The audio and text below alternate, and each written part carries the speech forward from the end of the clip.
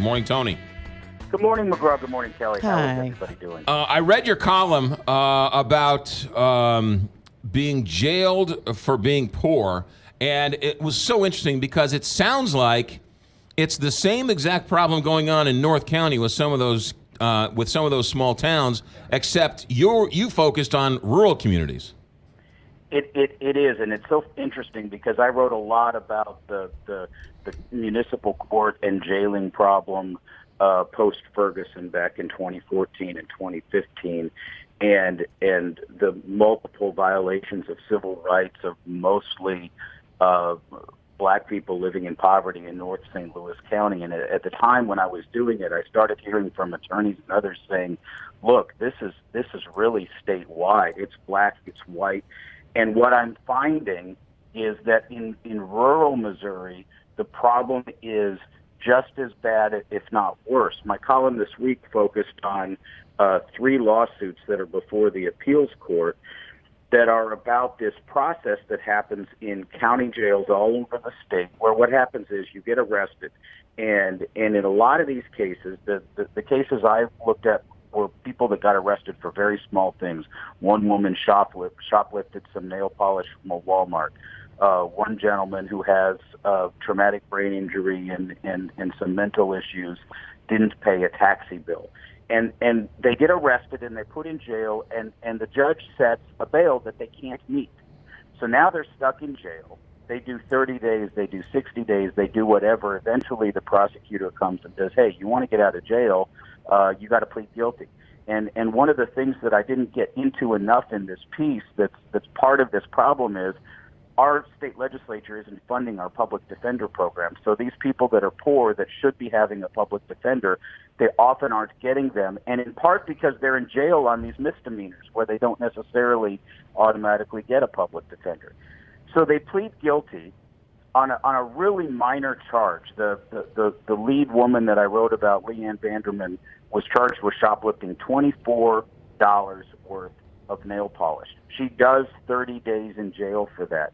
And then, and this is the real kicker, they get a bill for their time in jail. In almost every rural county, I don't know if it's every one, but in almost every rural county in Missouri, and this doesn't happen in the metro areas, they get charged about $40 a day for their time in jail. So she goes to jail for shoplifting about $24 worth of nail polish, and then she gets a bill for $1,300. And then the judge calls her in every month to show that she's paying. And if she misses a payment or doesn't show up to say, I can't afford to pay this month, they put her in jail again. And then she gets another bill, this one for $2,100. So this woman has gotten $3,000 or $4,000 worth of jail bills. And what the lawsuits are saying, they're trying to get the Supreme Court to say, you can't do this. If those counties want to set a public policy that we're going to charge people for their jail time, that's not necessarily the issue. But you can't put them in jail for not paying that bill. It's not actually a court cost, it's a debt. And there's a constitutional protection in this country against debtor's prison. You can't put people in prison, in jail, just because they're poor, just because they didn't pay debt, in this case, ridiculous court costs. Yeah, but this is happening all over the state. I'm hearing from public defenders. I'm hearing from attorneys. I've been writing about individuals in St. Francis County who deal with one particular judge, Sandra Martinez down there, who's been overturned by the Supreme Court twice now for this sort of thing and continues to do it. And now I'm hearing from people all over the state saying, yeah, it's a problem here too. And it's all poor people who are just being damaged tremendously by the judicial system. So I don't think anyone's arguing that stealing nail polish from a store is should be let off scot-free. No. But I think it's the same thing going back to Ferguson. Nobody was ever saying that you should be allowed to speed, that you should be allowed to drive without insurance, all of those things. There's a difference between saying some things are against the law, but what is the overall punishment? What is the balance? What is the purpose of the judicial system? Well, yeah, not only that, but there is a financial incentive for the town to throw somebody in jail.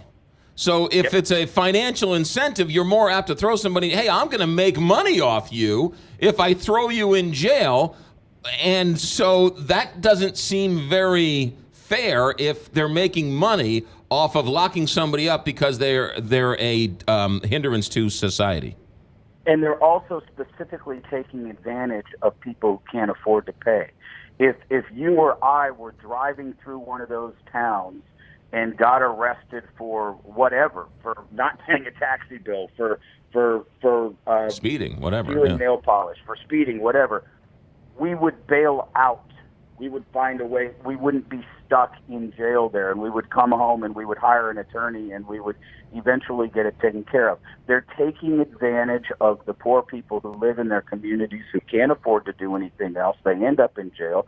Sometimes then, the repercussions, they end up getting their kids taken away, et cetera. It's just one thing on top of the other. And this is the long arm of the state. This is tyranny. This is the judicial system being used as an ATM for cities and counties that can't afford to exist. It's so similar to the situation in St. Louis County where we have 89 municipalities that can't possibly afford the tax bases that they once had, and so they turn to the judicial system to try to raise money. This is happening in 114 counties in St. Louis, or in the state of Missouri, and it's a travesty.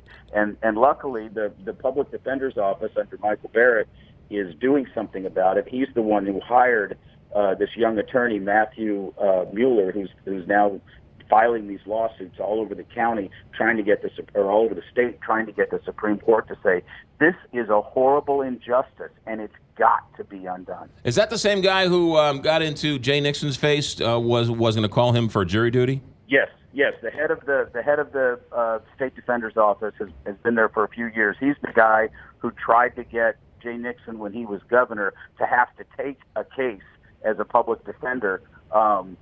To draw attention to the fact that the state is not funding that office anywhere near its constitutional requirements. It is still a problem, and now what they're trying to do is work their way through the court system to at least get the courts to say to these counties, you can't keep putting these poor people in jail. And think about the repercussions.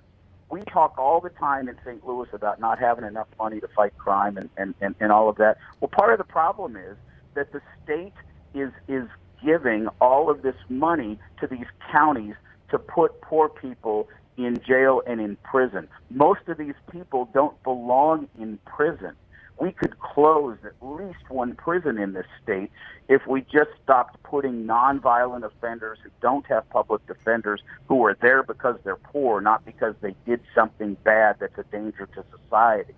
It's not about saying that crime isn't a crime anymore. It's about what do we actually put people in prison for, and who's paying for that cost? Think about the money we could open up in our state budget if we stopped putting all of these people in prison just because they're poor. And that's what's happening. And stop making it a financial incentive for the towns and the governments to do it. It's good stuff. Tony, STLtoday.com every Tuesday and Thursday with us. Good stuff, Tony. Have a good day. Good to talk to you.